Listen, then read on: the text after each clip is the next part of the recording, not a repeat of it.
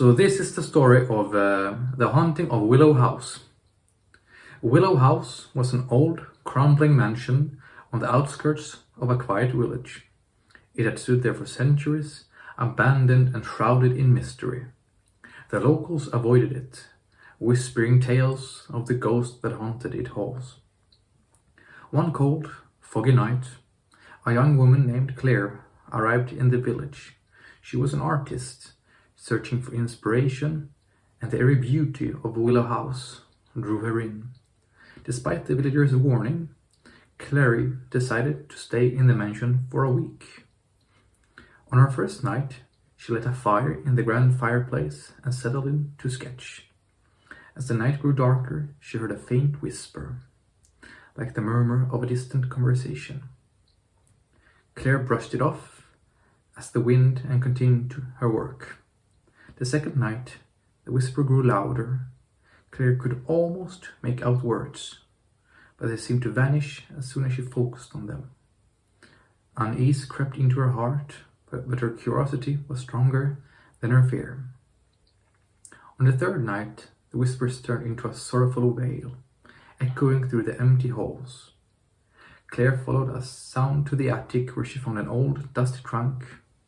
Inside, she discovered a diary that belonged to Eliza, the daughter of the mansion's original owners. The diary told a tragic story of love and loss. Eliza had fallen in love with a young man from the village, but their love was forbidden.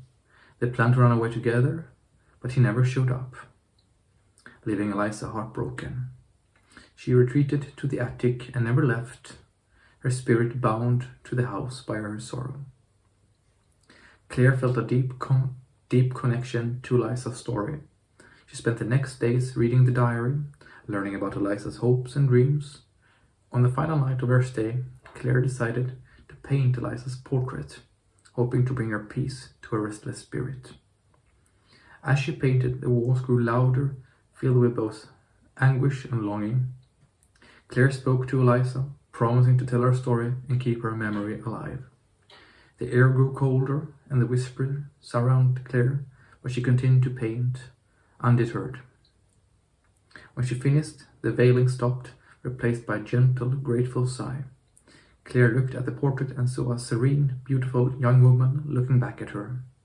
She felt a warm presence beside her, and for the first time, Willow House felt like a home. Claire left the morning, carrying the portrait with her. She shared Eliza's story with the world, and the ghost of the Willow House was never seen or heard again.